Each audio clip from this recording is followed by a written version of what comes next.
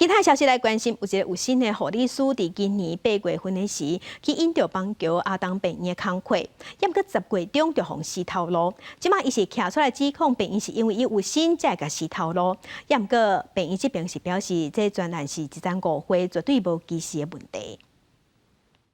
一直对我施压，然后要我自己觉得愧疚，自己觉得自己有问题，然后这样离职，我就觉得。 到底为什么我要这样被对待？讲到台北市今年23岁张小姐大北道某里30日出来控诉阿东病院安宁病房的护理长，伫10月中的时阵逼伊甲护理师的头颅洗掉。他就觉得哦，你的表现不好，你可能没办法胜任这个职位，那不然你就做到今天。你等下东西去收一收，然后我去跟督导讲，我再帮你拿单子，你再过来写。 张小姐讲的单仔就是自愿离职书，伊讲迄当阵根本毋知影即张单仔是啥物，后来甲病院协商的时阵，病院迄边就用即张纸讲伊是家己要走的。我也不知道他给我签的是什么，然后后来签完，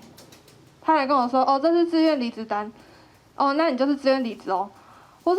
我说我没有自愿离职啊。 张小姐控诉阿东病院其实有新的人，阿东病院发声明讲，但年病院拢有百外个有新的员工，绝对无歧视。单纯是因为张小姐无通过考核，伊感觉有压力，家己提辞职。真拄好，阿东病院30日下晡才得到劳动部颁发的工作生活平衡奖，理由是对员工的关怀甲福利。针对这个事件，阿东病院人事处主任林静梅表示遗憾。因为我们自己是医院，我们特别也很注重这些